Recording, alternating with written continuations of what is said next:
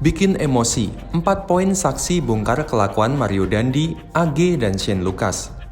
Sidang kasus penganiayaan David Ozora yang dilakukan Mario Dandi, Shane Lucas, dan anak AG kembali digelar di Pengadilan Negeri Jakarta Selatan pada Selasa 13 Juni 2023 kemarin. Dalam persidangan, ada saksi mengungkap kelakuan Mario Dandi CS yang rupanya membuat emosi.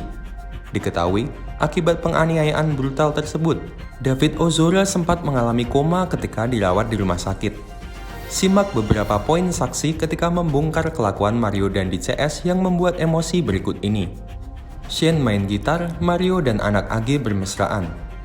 Ketika sidang, saksi mengungkap kelakuan Mario, Shane, dan AG.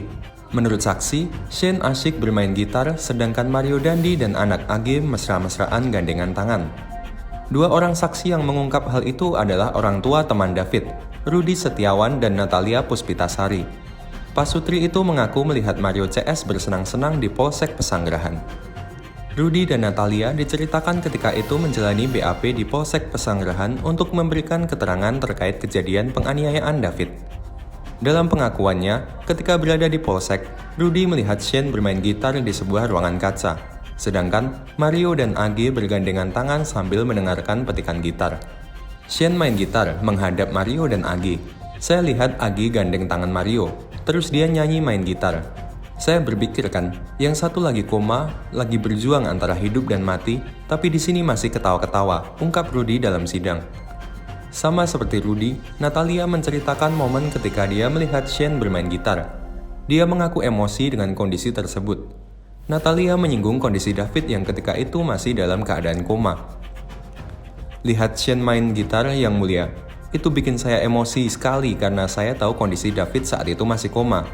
Tapi mereka masih bisa-bisanya senyum, gandengan, kayak nggak seperti terjadi apa-apa. Saya kecewa sekali, ucap Natalia. Penyidik cuma diam hadapi kelakuan Mario CS. Natalia heran menyaksikan Shane bermain gitar di Polsek Pesanggerahan. Rasa heran itu pun dia ungkapkan pada penyidik yang tengah memeriksanya. Namun, menurut Natalia, penyidik malah diam saja menghadapi kelakuan Mario CS. Jadi, saat itu saya bilang gini, kok bisa ya pak, main gitar begitu? Kata Natalia. Reaksi penyidiknya, tanya jaksa. Diem aja, jawab Natalia. Di mana nurani Mario CS?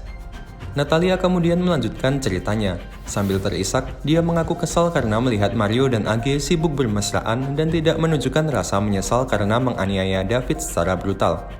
Natalia melihat ketiganya bahkan juga tertawa. Dia mengaku hanya bisa menangis karena teringat kondisi David akibat penganiayaan tersebut. Ingin hajar Mario. Sementara itu, Rudi Setiawan mengaku bahwa dia sempat ingin menghajar balik Mario setelah melihat David tergeletak tak jauh dari rumah saksi. Diketahui, Rudi merupakan ayah dari rekan David, Renjiro Amadeus. Saat itu, David tengah berkunjung di rumah Renjiro sebelum akhirnya dianiaya secara brutal oleh Mario. Rudi merasa syok ketika dia mendapati David sudah tergeletak setelah dianiaya Mario. Dia pun langsung menghampiri lokasi David dianiaya Mario bersama sang istri Natalia. Saya ingat kejadiannya begitu melihat David. Saya syok. Istri saya teriak, bawa David ke rumah sakit. Security bilang, ambil mobil. Cerita Rudi. Rudi yang merasa tak tega melihat kondisi David langsung timbul perasaan ingin menghajar balik Mario Dandi. Dia juga tak memungkiri ada perasaan sedih ketika melihat kondisi David yang telah dianiaya secara kejam oleh Mario.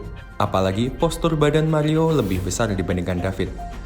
Namun Rudi menyebut salah satu security kompleks menahannya yang hendak memukul balik Mario.